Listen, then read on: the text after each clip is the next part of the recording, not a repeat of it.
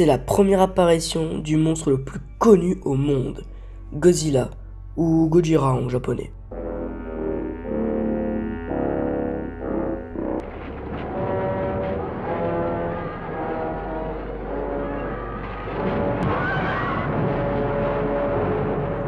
Et aujourd'hui, on va voir comment ce monstre est passé d'un avertissement à un monstre de catch, à un monstre de spectacle. Oui, je sais, je suis hyper fort pour les intros.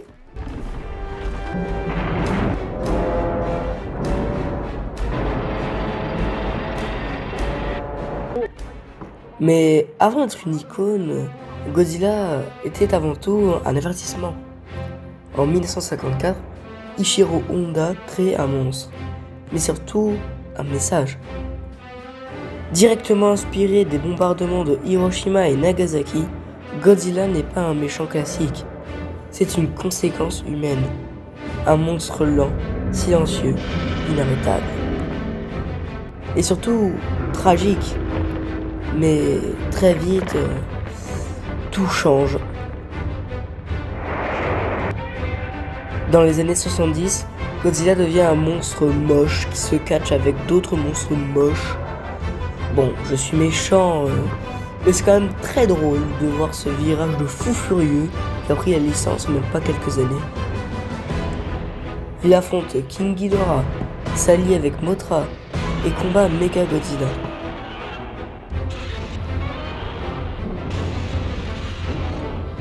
Oui, on est passé d'un film traumatisant à des combats de catch. Voilà. Godzilla devient même un héros. Mais dans les années 80-90, retour à quelque chose de plus sérieux.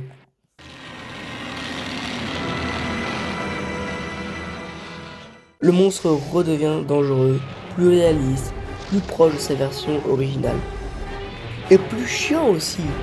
Je me souviens m'être fait chier devant ce film. Bref.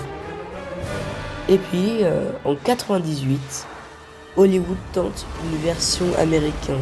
Trop américain.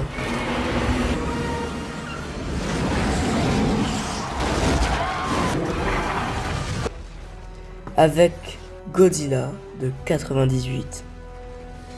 Et disons que ça ne marche pas. Non, là, ça passe pas. Ce n'est pas Godzilla, c'est un lézard qui a pris un mauvais casting. Mais moi, je l'aime bien, ce film. Je l'ai découvert avec mon père quand j'étais tout petit. Le design de Godzilla, c'est un dinosaure. Et j'adore les dinosaures. Ça pète de partout, des scènes d'action incroyables, bref. Mais malgré cet échec, la licence survit. Et elle s'apprête à renaître encore plus forte que jamais.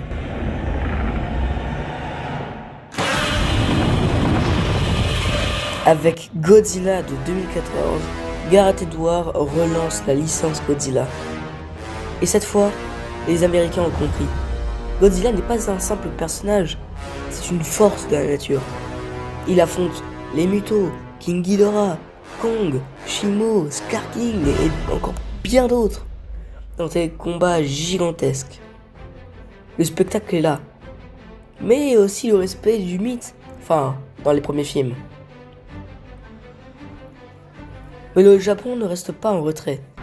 Avec Shin Godzilla, le monstre redevient politique. Une critique du gouvernement, une crise nationale et mon film Godzilla préféré. Non mais, regardez ça, je suis désolé.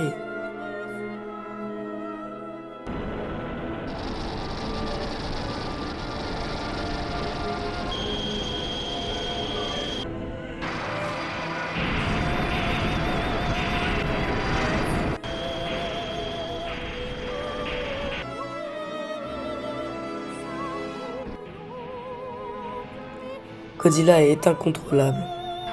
Et ensuite, on part encore plus loin avec Godzilla Earth.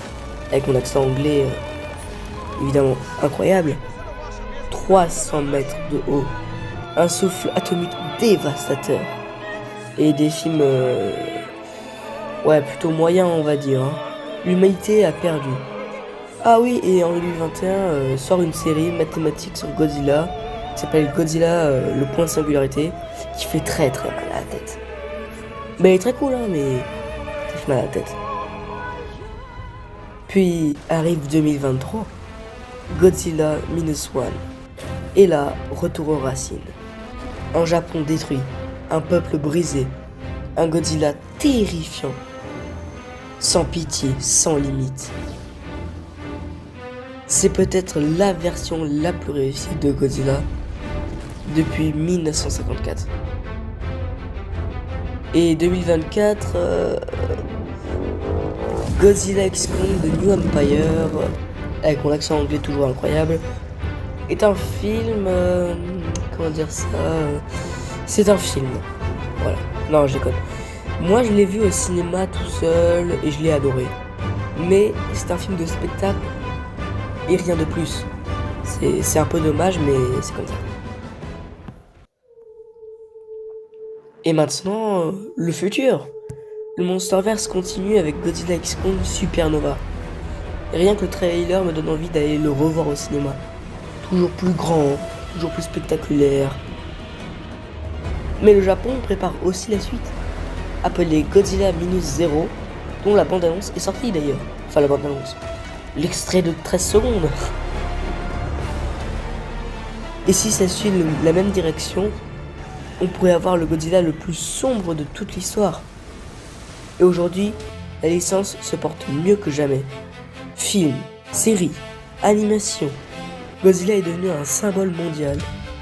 Mais ce qui rend Godzilla unique, ce n'est pas sa taille, ce n'est pas sa force, c'est ce qu'il représente. Nos erreurs, nos peurs, nos conséquences.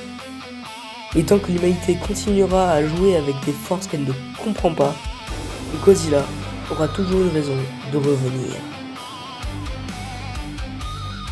Merci d'avoir regardé cette vidéo, ça a été un plaisir pour moi de la faire. J'espère grandement qu'elle vous a plu. Si elle vous a plu, mettez un like, abonnez-vous. Et moi je vous dis à la prochaine les amis. Ciao!